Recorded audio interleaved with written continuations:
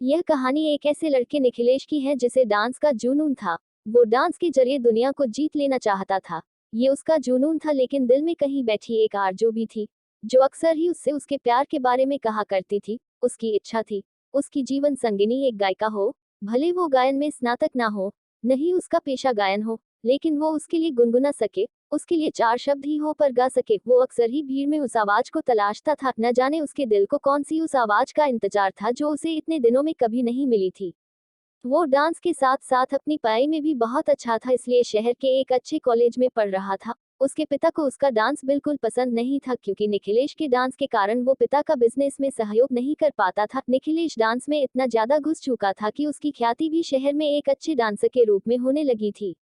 College में अक्सर उसे गुनगुनाने की आवाज सुनाई देती थी, जो उसके मन को विचलित कर देती थी। शायद यही वो आवाज थी जिसे वो ढूंढ रहा था। जब भी वो उस आवाज को सुनता, उसका पीछा करता, लेकिन उसे कभी वो लड़की नहीं मिलती जिसकी वो आवाज थी। कई दिन बीत गए, उसे बिन देखे ही उस आवाज से प्यार होने लगा था। उसने अपने दिल ही दिल में उस आवाज के अनुरूप एक तस्वीर बना ली थी और अपने सपनों में उस तस्वीर से मोहब्बत करने लगा।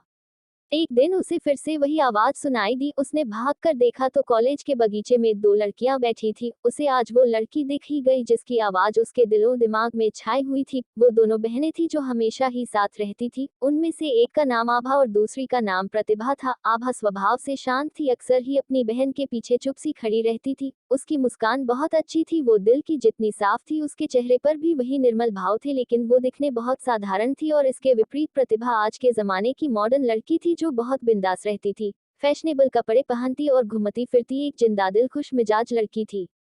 जब निखिलेश ने प्रतिभा को देखा तो उसकी आंखें थम गई। उस नशीली आवाज के पीछे ये सुंदर चेहरा देख निखिलेश संसार रह गया और अपना सब कुछ उस पर लुटा बैठा। हर वक्त वो इस कोशिश में रहता कि कैसे भी प्रतिभा से उसकी बात हो। इसके लिए उसने उसे फेसबुक पर फ्रेंड रिक्वेस्ट भी भेजी। वो घंटों फेसबुक पर प्रतिभा से बातें करता, एक दोस्त की तरह उससे अपने सुख दुख शेयर करता, और दूसरी तरफ से भी उसे बहुत अच्छा रिस्पॉन्स मिल रहा था। निखिलेश की जिंदगी का खालीपन भर गया था। उसे एक साथी की आदत सी होने लगी थी। जब तक वो दिन भर की बातें फेसबुक पर उससे शेयर नहीं करता, उसका दिन पूरा नहीं होता था। कई बार उसके असाइनमेंट पूरे नहीं होते, और जब वो ये बात अपनी दोस्त को फेसबुक पर कहता, दूसरे दिन उसके नाम से कंप्लीट असाइनमेंट क्लास में जमा हो जाता था। इसके अलावा जब भी निखिलेश को पैसे की जरूरत होती, उसकी फ्रेंड अपनी स्कॉलरशिप के पैसे उसके अकाउंट में ट्रांसफर कर देती। ऐसी कई बातें जो उसके कहते ही उसकी दोस्त पूरा कर देती थी। निखिलेश को यह एहसास हो गया था कि वो जितना प्रतिभा को पसंद करता है, उतना ही प्रतिभा उसे उसे यह भी यकीन हो गया था कि प्रतिभा जितनी मॉडर्न रहती है, वास्तव में उतनी ही सरल और दिल से भोली है।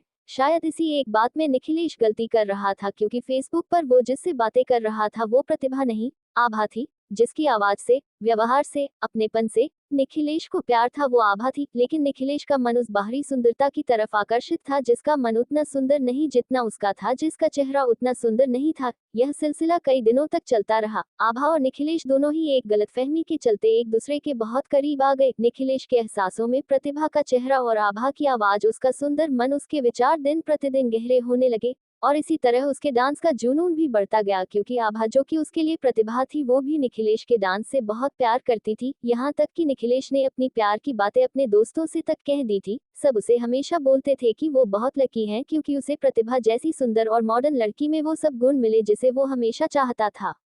एक दिन उसने फैसला किया कि वो प्रतिभा से जाकर अपने दिल की बात कहेगा, और उसने वही किया। उस दिन वो बहुत अच्छे से रेडी हुआ और हाथों में गुलाब के फूलों का गुलदस्ता लेकर प्रतिभा से मिलने गया।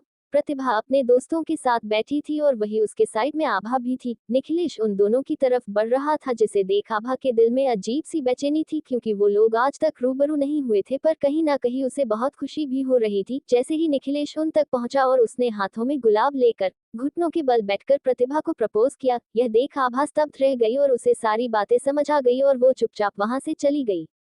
थोड़ी देर तक सब शांत रहा और एकदम ही प्रतिभा जोर जोर से हंसने लगी, और उसने अपने दोस्तों के साथ मिलकर निखिलेश की बहुत हंसी उड़ाई और कहा कि तुम क्या सोचते हो, मेरे जैसी मॉडर्न लड़की एक नचेया से शादी करेगी? मेरी पसंद तो एक पैसे वाला बिजनेसमैन है। और वो निखिलेश की बहुत बेइज्जती की। निखिलेश अपने गुस्से को पीकर वहां से निकल गया। तभी उसे आभा मिली। उसने निखिलेश से माफी मांगी, उसे बताया कि फेसबुक पर वो जिससे बात करता था वो खुद आभा थी। यह सुनकर निखिलेश और गुस्सा हो जाता है और अपना पूरा फ्रस्ट्रेशन आभा पर निकाल देता है।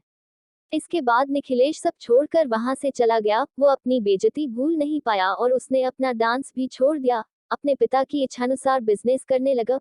वो दिन रात बस काम करता। उसे बिजनेस में बहुत सफलता मिली, लेकिन हर रोज उसकी आंखों में वो एक दिन घूमता रहता। जब उसकी बेइज्जती हुई थी, उसको सभी ऐशो आराम मिला, लेकिन चैन नहीं। उसके चेहरे पर हंसी तभी आती जब उसे फेसबुक पर कहीं आभा की कोई बात याद आती थी।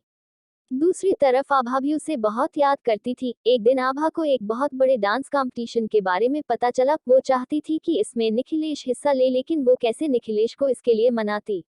उसे निखिलेश के बारे में बस इतना पता था कि वो अब टाउन में नहीं है और एक सफल बिजनेसमैन बन गया है। आभा ये जानती थी कि निखिलेश कितना भी अमीर हो जाए, वो डांस के बिना खुश नहीं होगा और वो उसे ये खुशी देकर अपने मन का बोझ कम करना चाहती थी। इसके लिए उसने निखिलेश का पता इंटरनेट में निकालकर उसे एक शुभचिंतक, जो कि निखिलेश के डांस का फैन है, के तौर पर एक लेटर भेजा जिसमें डांस कंपटीशन का जिक्र था। असल में निखिलेश के डांस को सभी इसी तरह से पसंद करते थे, इसलिए निखिलेश को इस शुभचिंतक से कोई आश्चर्य नहीं था। निखिलेश डांस छोड़ चुका था, उसने बस लेटर पढ़ा और रख दिया, लेकिन आभा को पता था निखिलेश को कैसे मनाना है। उसने कई लेटर और कई तस्वीरें भेजी जिसमें निखिलेश के डांस के प्रति प्यार का प्रमाण था, जिसे देख निखिलेश का दिल पिघलने लगा और आभा ने जब तक यह सब किया जब तक कि निखिलेश ना मान जाए, और निखिलेश को मानना पड़ा।